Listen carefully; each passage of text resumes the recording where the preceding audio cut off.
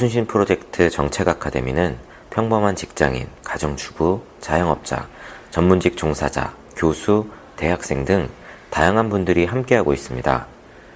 당신은 어떻게 이순신 프로젝트 정책 아카데미에 참여하게 되셨나요? 통영에서 공부방에 참여하고 있는 김은아입니다. 참여하게 된 이유는 거의 제가 또 다자녀를 키우고 있다 보니 일남 삼녀의 자녀를 키우고 있다 보니 그 아이들이 이 미래를 어떻게 이어갈 수 있을까, 잘 살 수 있을까, 그 아이들의 삶이 저희가 살았던 그 삶과 똑같은 삶을 살 수 있을까라는 의문점도 있었고요.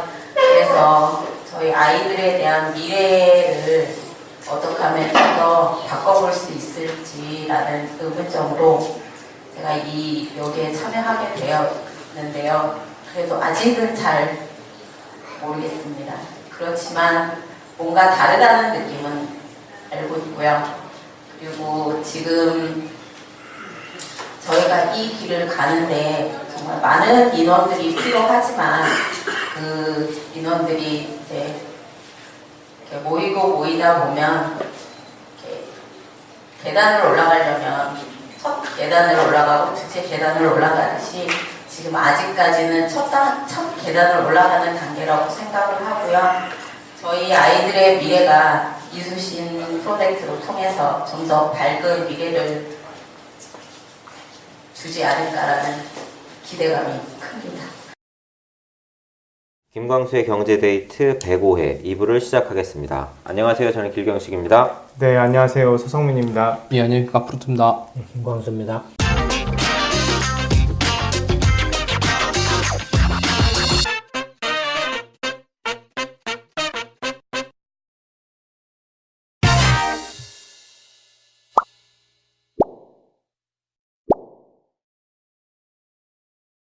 지난주에 뉴스를 봤더니 트럼프 대통령이 한 언론사하고 인터뷰에서 2차 북미 정상회담이 네. 왜 결렬됐는지에 대해서 이야기를 했더라고요. 김 위원장 같은 경우에 핵시설을 5개를 갖고 있는데 한두 곳만 없애기를 원했고, 네. 자기는 이제 나머지 3개는 어떻게 할 거냐, 한꺼번에 다 없애자 라고 했더니 여기서 이제 김정은 위원장이 그냥 나갔다.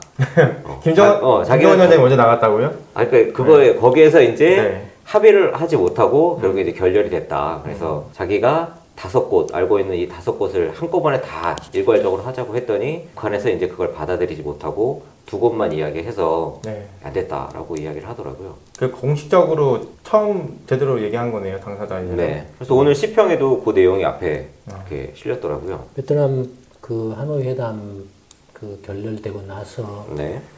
우리 경제 데이트에서도 이야기를 했었죠. 네. 네.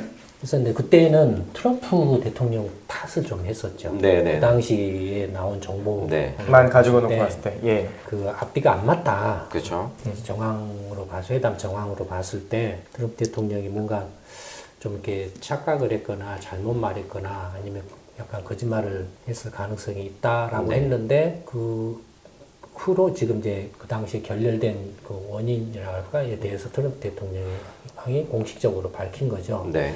요건 이제 폼페이오 국무장관도 똑같은 이야기를 했는데 네. 그 당시에 그 베트남 하노이 회담이 결렬된 원인으로서 그때 이제 말 나왔던 게 뭐였냐면 트럼프 대통령이 김정은 위원장한테 김정은 위원장이 북한이 미국한테 밝히지 않는 핵시설을 정보를 했더니 깜짝 놀랐다. 그렇죠. 네, 그 얘기하셨죠. 네. 네. 깜짝 놀라 제가 이야기한 게 아니고 네, 그건 기사에 나왔어요. 외신에서 네. 이제 그런 나온 보도 그리고 트럼프 대통령이 직접 한 네. 깜짝 놀랐다라고 이렇게 이야기가 그 당시에는 나왔었잖아요. 네. 김정은 위원장이 놀라는 것 같았다. 설마 미국이 이런 것까지 알고 있으리라고는 이렇게 생각을 전혀 못 하고 있었던 것 같다. 근데 그 당시에는 트럼프 대통령이 뭔가 오히려 북한의 미사일 시설이나 기지는 이미 다 드러났고 네. 특히 이제 그 당시에 문재인 대통령이나 문재인 정부가 했던 이야기는 북한의 핵시설은 이미 다 드러났고 더 이상 이렇게 뭔가 비밀 기지는 없다. 네, 네. 라고 이야기를 했었죠. 네. 근데 지금 그 트럼프 대통령이 밝힌 건 5개가 있는데 그 전까지는 그러니까 한두 개만 폐기를 한다라는 걸로 봤을 때는 한두 개만 알고 있었다라는 거죠. 서너 개는 미국이 추가로 북한이 밝히지 않은 걸 미국이 이렇게 찾아내서 알고 있었다라는 이제 이야기 네. 되죠. 그러면 문재인 정부는 뭐냐 이거예요. 북한이 속았거나 미국한테 잘못된 정보를 제공했거나. 이미 북한의 핵시설과 관련해서 예. 문재인 정부가 상황 파악조차도 제대로 못하면서 중재자 역할을 중재 역할을 이렇게 했다라고 한다라면 네. 트럼프 정부한테 완전히 무시당할 수밖에 없죠. 그렇죠. 그다음에 트럼프 대통령이 5개 시설들에 대해서 우리가 이미 알고 있는데 김정은 위원장이 한두 개만 말한다. 그래서 야 우리가 이렇게 이런 것도 알고 있는데 그것도 다 같이 폐기를 해야 되는 거 아니야? 어떻게 할 거야? 라고 이렇게 물어봤다는 거잖아요. 네. 예. 거기에 대해서 이제 김정은 위원장이 뭐 당황을 했든지 아니면은 화가 났든지 해서 놈이 이거 또 이렇게 갖다 이렇게 까봤어 이렇게 고사질해서 그쵸, 찔렀어 그쵸. 뭐 이렇게 그럴 수도 성질 있겠네요. 나가지고 네. 이야기를 안 해버렸을 수도 네. 있고 근데 어쨌든 문재인 정부가 그런 사실을 모르고 이렇게 트럼프 정부하고 이렇게 중재를 했다라고 했을 때 트럼프 대통령이나 폼페오 국무장관이나 볼턴이나 이런 사람이 문재인 정부를 신뢰를 하고 이렇게 북핵 협상을 했겠냐 이거예요. 정보를 빼돌리고. 왜 근데 저 뭐 법률 드라마나 이런 이미, 거 보면 그러니까 이미 만약에 한두 개만 예를 들어서 한두 개만 문재인 정부가 알고 네. 있고 북한도 트럼프 정부가 한두 개 정도만 알고 있을 거라고 생각을 했다라고 하면 트럼프 정부가 이미 문재인 정부를 신뢰를 안 했다라는 거예요. 그걸 알게 된 그때부터 이미 전에 3개, 5개 있다라는 걸 알고 있었는데 그걸 문재인 정부가 공유를 안 했다라는 거예요. 그건 이미 군사동맹도 아니고 뭐. 이미 이렇게 그 북핵 협상할 때 문재인 정부를 제꼈다라는 거예요. 왕따가 당한 거네요, 결과적으로. 그러니까 그 후의 상황 전개로 보면은 설득력이 있어요. 트럼프 정부가 문재인 정부를 제꼈다라는 게 설득력이 있어요. 그러니까 이제 북한 입장에서는 5개 기지 시설들을 이렇게 한 2개만 없애는 걸로 생각하고 있었다가 네. 5개를 딱 미국이 이제 까발려서 이렇게 펼치니까 당황해가지고 그래서 3개는 우리가 가지고 있어야지 이렇게 하고 있다가 네. 지금 이제 미국한테 들켰는데 이걸 어떻게 해야 되지 하고 해서 그 들킨 후의 대책에 대해서 지금 정리를 못하고 있을 수도 있어요. 그래서 지금 이것도 아니고 저것도 아니고 어정쩡한 지금 태도를 보이고 있을 가능성이 있다. 그리고 어떻게 해야 되지? 5개를 지금 들켰으니까 비핵화를 해야 되는데 다 부수지 않는 한은 없애지 않는 한은 미국이 그걸 합의를 해줄리 만무하고 네. 다 부수자니 이게 자기 김정은 위원장이 그 3개도 꼽을 쳐두고 네. 자기 체제 유지라든지 만일의 사태에 대비해서 꼽쳐두려고 했는데 이제 그게 없어지면은 체제 유지라든지 만일의 상황이 벌어질 때 어떻게 해야 되지? 이거에 대해서 지금 대책이 없기 때문에 지금 이것도 아니고 저것도 아닌 어정쩡한 형태를 지금 이렇게 보이고 있지 않나 싶기도 해요. 아 그러니까 근데 뭐 강하게 안 한다. 비핵화 협상 파토야 끝났어. 더 이상 안 해. 이것도 아니고 네. 협상 그렇다고 협상 할 거야 하는 것도 아니고 지금. 뻘쭘한 상황이군요, 한마디로. 근데 이제 그렇다고 하면 김정은 위원장이 아예 처음부터 완벽한 비핵화를 할 생각 없었던 거네요. 그러니까 이제 그게 조금 이제 북한이 어리석은 거예요. 그러니까 이게 되게 사실이 밝혀지고 나니까 서로 김정은 위원장의 그동안의 그 언행들을 보면 전에도 처음 그 작년 그 비핵화 선언 일방적으로 했을 때부터 네. 분명히 저 비핵화에서 경제 강국으로 노선 전환하려는 의지가 분명한 것 같다. 네. 네. 계속 이야기를 했잖아요. 그러니까 경제 강국으로 이렇게 돼야 되겠다라는 생각은 확실한 것 같아요.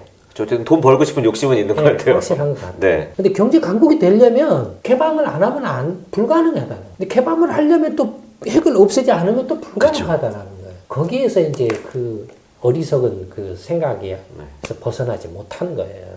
여전히 자기 체제 유지에 대한 불안감, 확신 이런 것이 아직 없다라고도 할 수도 있고 오랜 동안 그 북한의 그 체제가 그 몸에 배어온 꼼수 체제에서 벗어나지 못했다라는 거예요. 몇십 년 동안 협상해오던 그 방식. 꼼수. 네. 제가 계속 이야기했잖아요. 가장 김정은 위원장이 경제강국 비핵화하고 경제강국 노선으로 전환하겠다는 것은 선택 여지가 없다. 네. 그렇죠. 선택 여지가 없고 그럴 바에는 기왕할 거면 본인이 직접 앞장서서 주도해서 하는 게 더 현명하고 과감하게 신속하게 하는 게 더 이렇게 체제 유지나 안정에 유리하다. 네. 굳이 이렇게 뭐 단계적이네, 뭐 일괄 처리네 이런데 연연히 할 이유가 없다 이거예요. 네. 네. 나중에 꼼수 부려가지고 꼼을 쳐도 미국이 몰랐다가 나중에 또 알게 되면 그때 다시 서로 또 난처하지 진짜. 원점으로 다시 돌아간다 그쵸, 이거예요. 안 그래도 지금 뻘쭘한 상황인데. 원점으로 돌아간다 이거예요. 이런 걸 봤을 때 지금 문재인 정권이 그 북한 상황에 대해서조차도 지금 제대로 미국보다도 더 파악을 못하고 있다라는 거죠. 가서 이제 헛소리만 하고 오는 거예요. 뭐 특사 파견하고 뭐 정상회담하고 하는데 야 우리가 개성공단하고 관광산하고 뭐 이렇게 남북 철도하고 저저저 막 가서 뻘소리만 하고 오는 거예요. 그러니까 이제 안 그래도 북한의 수준은 한국에 비하면 훨씬 떨어지잖아요. 그쵸. 그러니까 그런 가서 뻘소리를 하면 그걸 또 믿는다 이거예요. 네 그거 말했지? 너 말했지? 그러다 이제 틀어지면은 지금 같은 행태를 보인다 이게. 네.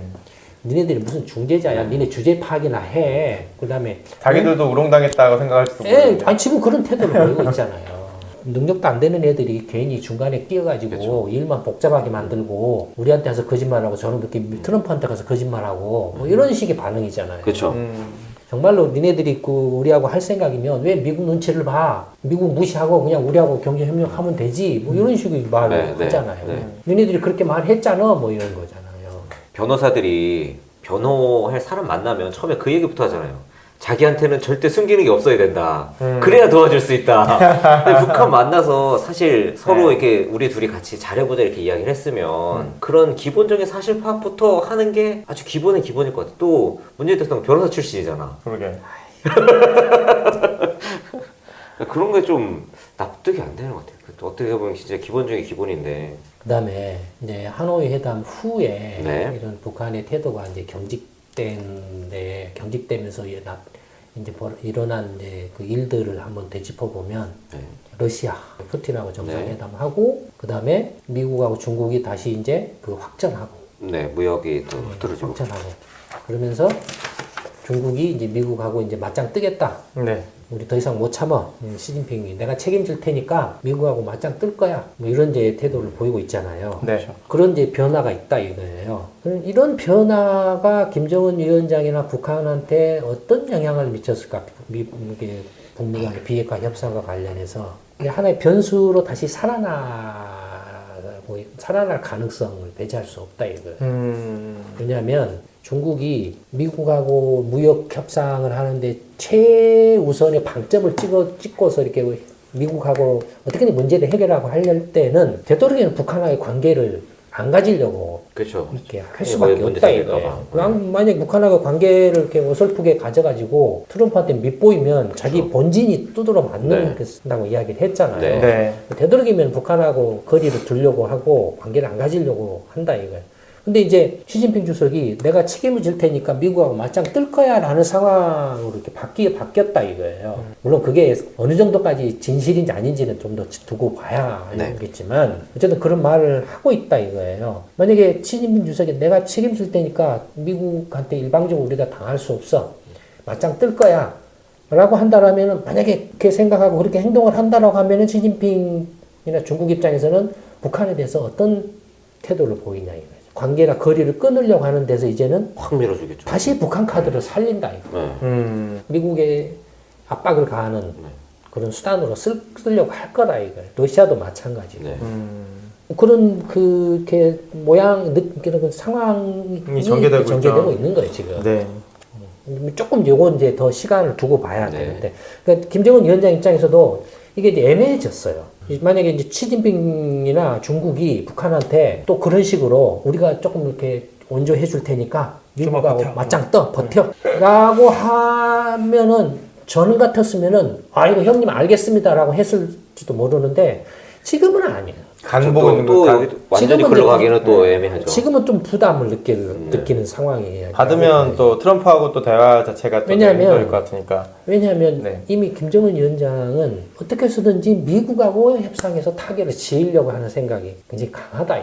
그것만이 북한이 경제 강국으로 갈 수 있는 유일한 길이라는 것도 알고 있다. 이거예요. 근데 중국이 미국하고 이렇게 이제 다시 이렇게 확전을 하면서 북한을 자기를 카드로 이용한다는 것도 알고 있다 이거예요.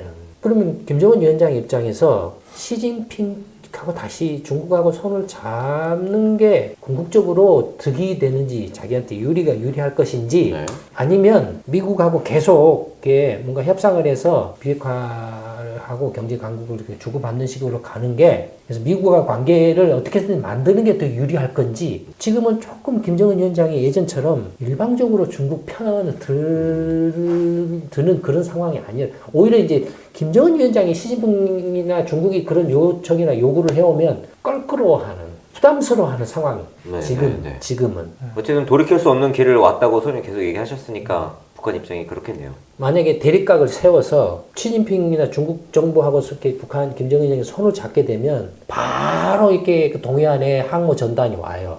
안 그래도 기사가 떴더라고요. 벌써. 네, 와요. 네. 바로 와요. 전부터 계속 이야기했잖아요. 네. 바로 와요. 근데 항모 전단이 오면은 이건 꽤 혹들에다 혹을 더 붙이는 꼴이 되네. 김정은 위원장 입장에서 보면. 그렇죠. 아니 미국하고 중국하고의 문제인데 사이에 껴가지고 고려 싸움에 새우등 터지는 꼴이 되는 거죠. 네. 그러니까 껄끄러워요. 이제는 그런 중국에서 그런 제안을 해와도 껄끄러운 상황이에요. 그러니까 지금 판이 지금 좀 약간 굉장히 달려들어요. 복잡미묘하게 돼 있어요. 네. 판이. 거기에 이제 그 트럼프 대통령이 이제 일본 방문해서 아베 총리하고 이렇게 정상회담을 하는데 정상회담의 의제가 미일 무역 협상 있고 그다음에 그 뭐 미일 안보 동맹 강화가 있고 네. 그다음에 일본 북일 정상회담 북일 협상을 미국이 밀어달라라는 이게 세 가지가 있어요. 그러니까 지금 그 문재인 정부하고 아베 정부가 역대 최악의 관계, 한일 간에 있어서 예. 그 최악의 관계에서 그러니까 제가 전에도 말했던 가장 그 멍청한 짓이에요 문재인 정부가. 적을 만들면 안 된다고 그랬잖아요. 네. 그러니까 전략적으로 뭐가 우선순위인가를 생각해보고 그 우선순위를 달성하기 위해서는 되도록이면 적을 만들지 말고 가야 되는 거예요. 결과적으로 이제 적을 완전히 적이 돼버려가지고 아베 입장에서는 자기 정치적 목적을 위해서 자기 정치적 이득을 위해서 북한을 이용을 해먹어버려요 지금.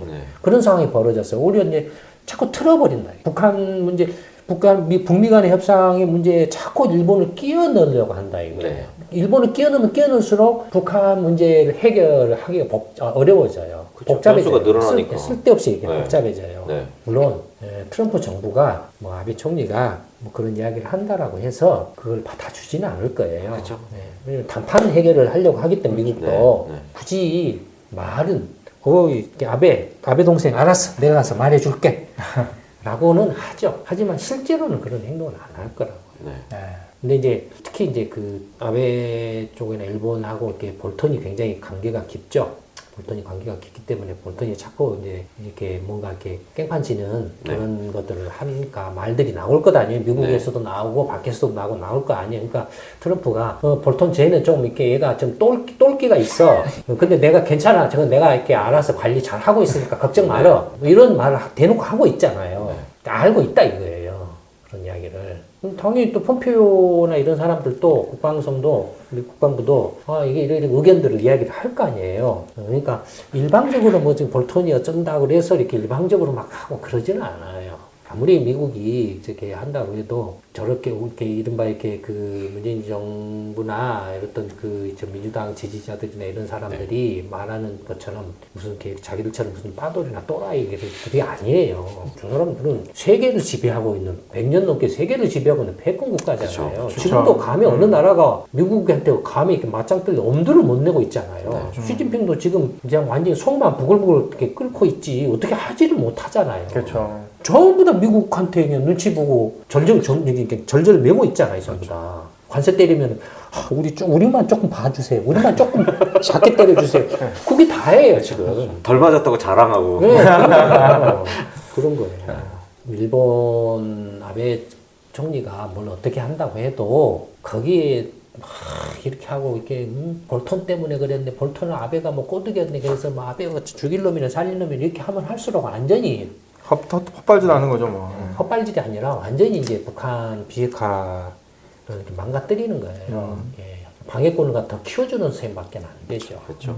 그리고 어쨌든 간에 북한이 비핵화해가지고 경제강국 노선으로 전환하면 이왕이면 일본 돈도 투자하게 만드는 게 현명한 거예요. 그렇죠. 그쵸. 뜯어올 수 있는 돈 뜯어와야지.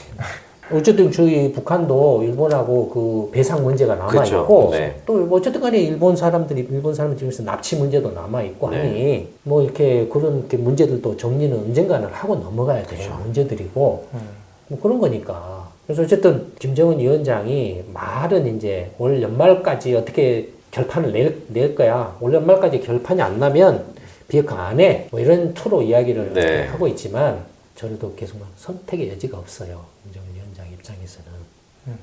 다시 뭐 비핵화를 파기하고 옛날로 돌아간다? 거의 오히려 그러면 김정은 체제 자체가 더 위험할 거예요. 그렇죠. 중국이 북한을 쉽게 카드로 써먹기도 힘들 뿐만 아니라, 왜냐면은 전에도 계속 이야기했잖아요. 사드가 아니라 아예 미국의 전략 자산이 그냥 한반도에 싹 돌아버리면 중국이 사드 떠들 문제가 아니죠. 그렇죠. 이미 또 미국이 일본하고 인도 총리하고 일본 총리하고 트럼프 대통령하고 정상회담, 3자 정상회담에서 그 열린 아시아 인도 인도 태평양 전략, 네. 중국을 완전히 이제 봉쇄하려고 지금 네. 이렇게 시동을 걸고 있잖아요. 거기에 인도, 호주, 미국, 일본 4개국이 이제 한국은 빠져 있잖아요. 그렇죠. 그러니까 왕따 당하고 있는 거죠. 어떤 면에서 보면. 네. 뭐 우리가 이렇게 중국 편도 아니고 미국 중립적인 편도 아니고 뭐 그런 그러면 한미 안보 동맹도 이렇게 파기를 빨리 해야죠. 뭐 전에 뭐였죠? 전략적 모호함인가? 네. 뭐였어? 뭐 어차피 지금 이제 시진핑 뭐 이야기가 또 이제 그건 다른 이야기가 되는데 네. 시진핑 주석이나 시진핑 그 세력이 좀 오판을 했다고 봐야죠. 미국하고 그런 게 있었어요. 오판을 했다고 봐야죠. 너무 이렇게 성급하게 그 패권을 내세워서 맞짱을 뜨려고 했고, 안으로 경제적으로나 정치적으로나 어떤 정비가 어느 정도 이루어진 후에 했어야 되는데, 그런 정비가 이루어지려면 시진핑 집권 기간으로는 불가능하죠. 시진핑 주석이 자기도 마오쩌둥이나 덩샤오핑 버금가는 어떤 그 이상의 역사적인 인물이 되고 싶어 했을지도 모르죠. 그런 것들이 이제 조급함으로 나타나서 오바를 했다라고 봐야죠. 오바를 한 대가는 지금 너무 크죠, 어떻게 보면은. 지금 미국한테 뭐 이렇게 온갖 굴욕 다 당해도 뭐 어떻게 할 수가 없잖아요. 어떻게 방법이 없잖아요. 이게 또 다른 한편으로는 사실 트럼프가 완전히 기존의 미국 대통령은 완전히 다르잖아요. 결이 다른 미국 대통령 새로운. 예. 그래서 근데 이건 트럼프 대통령, 물론 이제 아주 이렇게 좀 이렇게 이질적이지만, 그러나 이미 이제 미국 자체가 전에도 이렇게 여러 번 이야기했죠. 이미 민주당이든 공화당이든 중국에 대해서는 강경하게 대응해야 된다라는 네, 네. 것은 미국 전체 컨센서스가 네, 이루어져 있다라고 이야기를 네. 했죠. 그러니까 이미 그 민주당 대선 후보들도 중국에 대해서는 강경 노선을 계속 표방하고 있어, 공약으로 내세우고 있어요. 네. 트럼프 이상의 강경, 서로 어떻게 보면은 차기 대선 후보들이 서로 중국에 대해서 강경 노선 경쟁을 할 정도로 네. 하고 있어요. 그 정권이 바뀐다라고 그래서 상황이 바뀌지 않는다. 미국의 대중 압박 전략이나 대중 전략이 바뀌지는 않을 거예요. 이게 또 하나 궁금한 게 있는데요, 소장님. 이게 많은 사람들이 예전에 일본 프라자 협정하고 이번 중국 미중 무역 협상하고 거의 같은 선상에 놓고 이렇게 보는 것 같은데, 예전에 일본하고 협상 때는 거의 그냥 일방적으로 요구하고 일본이 받아들이고 끝나버렸잖아요. 일단 여러 가지 그 상황이나 네. 형태로 보면은 비슷하죠. 왜냐면 80년대 플라자 합의도 미국이 무역 불균형이 너무 심해가지고 쌍둥이 적자가 굉장히 이제 핫 이슈가 돼서 네. 됐고, 그다음에 그 당시에는 미국의 경쟁력이 일본은 확 밀려가지고 일본은 완전히 이제 그 세계 최강의 제조업 강국이 되고 미국은 이제 몰락하는 그런 이미지고, 거기에 이제 이른바 또 서부 총잡이로 레이건이 등장해서 다시 미국을 부활시킨다 네. 해서 이렇게 경제를 다시 이제 살린다 어쩐다 뭐 했고, 그런데 그게 재정 관련해서는 재정균형법인가를 제정을 했어요. 그래서 초당적으로. 네. 그래서 균형재정법을 제정을 해서 이제 뭐 여러 가지 재정 악화를 방지하는 장치들을 마련했고, 한편으로는 이제 무역 불균형에 대해서는 이른바 이제 처음에는 플라자 합의 두 가지를 했어요. 환율 조정과 시장 개방 압력 두 가지를 했어요. 그러니까 환율 조정이 이제 플라자 합의죠. 근데 그때는 일본만 한 게 아니고 모두 다 불러 모았어요. 일본이나 프랑스나 독일이나 뭐 이탈리아나 스페인이나 영국이나 뭐 다 미국하고 예, 교육하는 나라들은 다 그래서 불러가지고. 이렇게 흑자나 이런 애들은 다 불러 모아가지고 플라자 호텔에다가 가둬놓고 환율 깎고 전부 40% 50% 이상씩 전부 이렇게 평가 이렇게 절상해 달러에 대해서. 안 그러면 니네들 집에 못 가. 물론 걸어 잠궈 버렸어요. 집에 못 가는데 어떻게 해요? 그래서 전부 다 40% 이상씩 달러에 대해서 절상을 했어요. 마르크화도 예를 들어서 1달러에 4마르크 하던 걸 1달러에 뭐 2.5마르크. 일본 엔화 같으면 1달러에 250엔 하던 것을 260엔인가 하던 것을 150엔을 1년 사이에 다 그렇게 후려쳐버린 거예요. 전부 다. 파운드화도 마찬가지고 뭐 프랑스 프랑화도 그렇고 스위스 프랑도 그렇고 다 그렇게 후려쳐버린 거예요. 그 다음에 한 게 이제 두 번째로 한 게 시장 개방이에요. 시장 개방에 특히 농산품, 쇠고기 뭐 이런 거 있는데 말 안 들어. 시장 개방하라고 하니까. 그래서 한 게 뭐였냐면은 슈퍼 301조 슈퍼 301조 만든 거죠. 슈퍼 301조 시장 개방 안 하면은 보복 조치를 할 수 있다라는 걸로 이렇게 해서 했죠. 그런데 이제 이번에 그 미중 그 무역 이제 전쟁의 경우에는 사실 이 시작은 이번에 시작한 게 아니고 원래 발단은 2008년 글로벌 금융 위기 때 이미 나온 이야기예요. 2008년 글로벌 금융 위기 나고 나서 이제는 미국이 더 이상 적자로 무역 적자네 이런 걸로 더 이상 떠받쳐 줄 수가 없어. 중국이 미국한테 엄청나게 흑자를 내고 있는데 이제 이런 불균형을 더 이상 감당할 수가 없어. 그러니 중국에 대해서 이제 두 가지 압력을 이제 가한 거죠. 이렇게 환율 위안화를 이렇게 현실화해.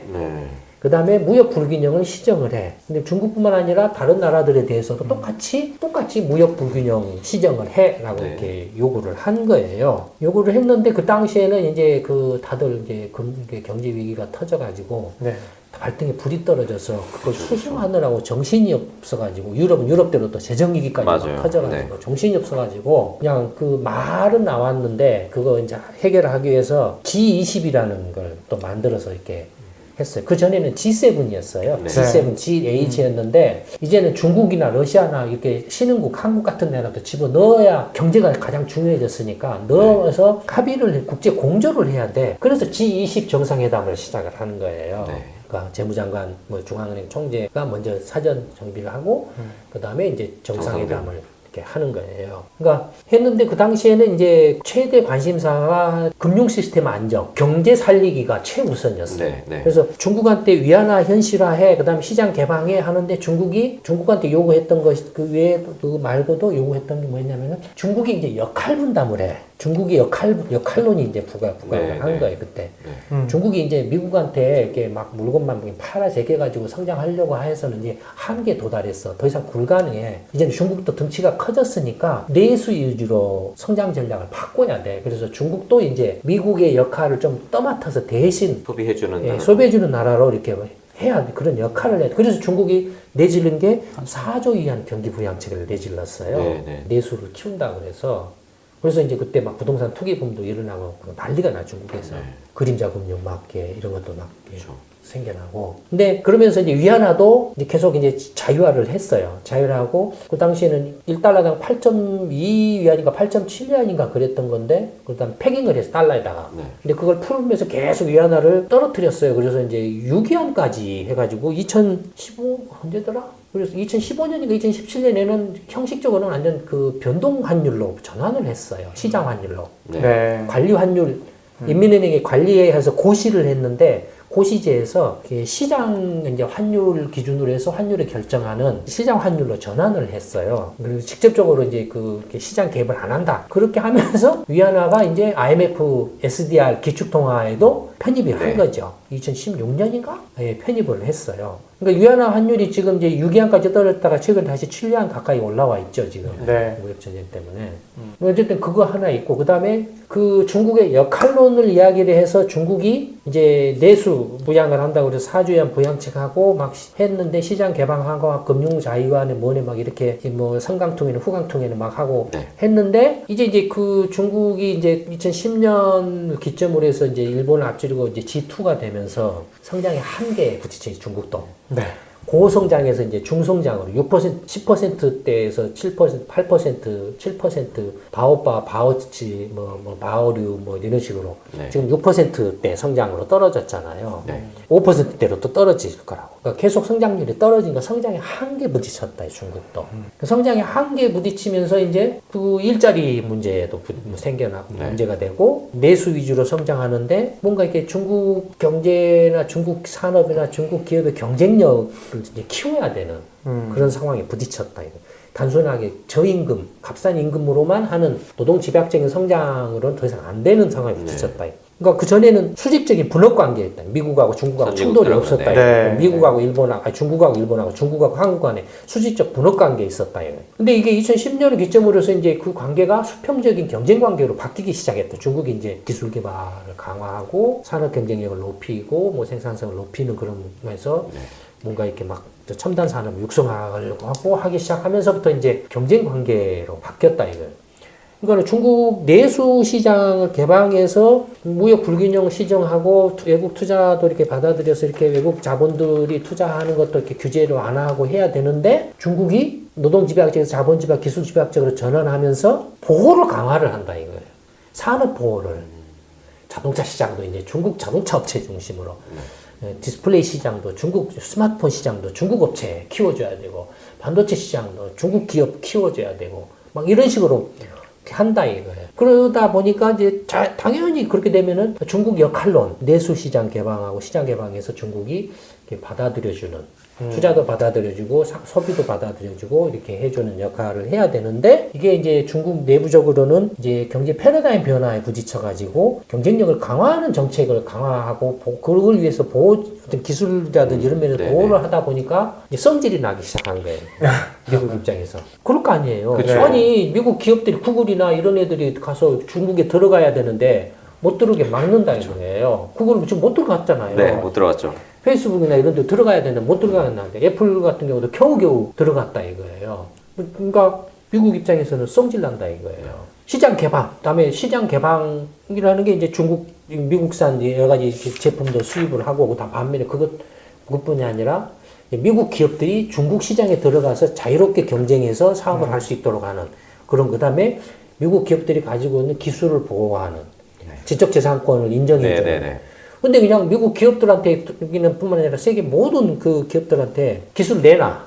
안 내면 못 들어와. 못 들어와. 그 다음에 있는 기업들도 기술 안 내놓으면 니네들 나가. 이런 식으로 거의 깡패 짓을 한다 이거예요. 성질이 나죠. 그렇죠.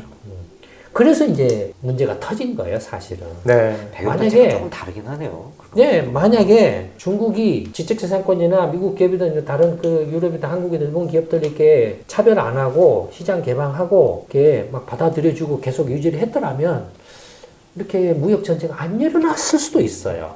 일정 부분 맞을 짓을 한 거네요. 그러면 중국이. 근데 안으로 중국 내부적으로도 그런 상황에 직면했던 거죠. 네. 어떤 면에서 그렇게 할 수밖에 없는 상황. 부딪힌 거, 성장의 한계, 부딪힌 거죠. 결과적으로는 이게 모양은 비슷하지만 많이 다르죠. 그러네. 배경이 조금 많이 다르네요. 이제는 이제 패권 싸움이 됐어요. 일본하고 미국 80년대는 패권 싸움이 아니에요. 그냥 일방적으로 두드러 팬 거죠. 일본이 완전히 꼬리를 내리고 근데 지금은 시진핑 주석이 G2 신형 대국 관계하고 맞짱 뜨자고 나온 거죠, 지금. 네. 그러니까 안 그래도 지금 이렇게 열받아가지고 있는데, 거기다가 니하고 나하고 둘이 맞짱 뜨자라고 해서 1대1로 뭐니 이렇게 나오니까 확 이제 밀어버린 거죠. 그런 건 그러니까 완전히 좀 이렇게 다르죠, 구도가.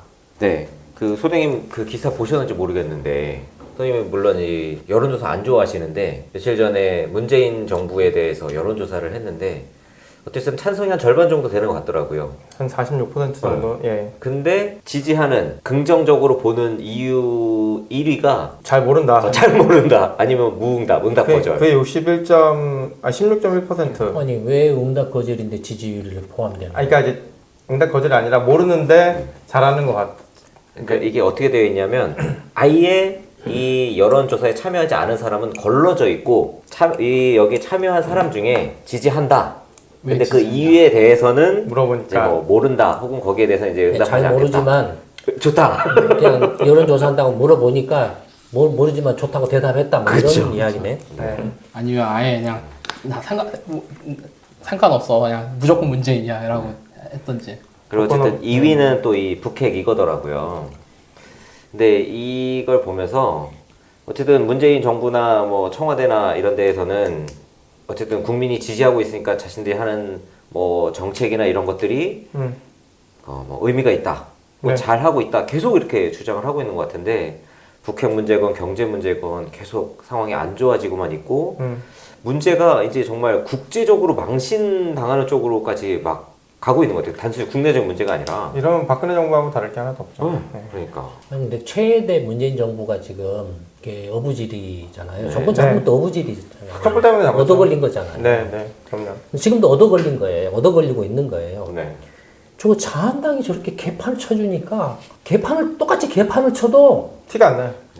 아니 여기 아니, 그러니까- 한쪽이 사람 같지 않아서 예, 여기 사람 같아 보여. 예, 그러니까 이렇게 더 개판을 쳐주니까 그다음에 이건 이미 이제 선택권에서 벗어났어요. 자한당. 그렇죠. 자한당은 사실 이제 찍는다고 하면 거의 사람 치고 못 받아요. 그러니까 그 지금 대안이 없어서 그런 거예요. 네. 대안이 없어서.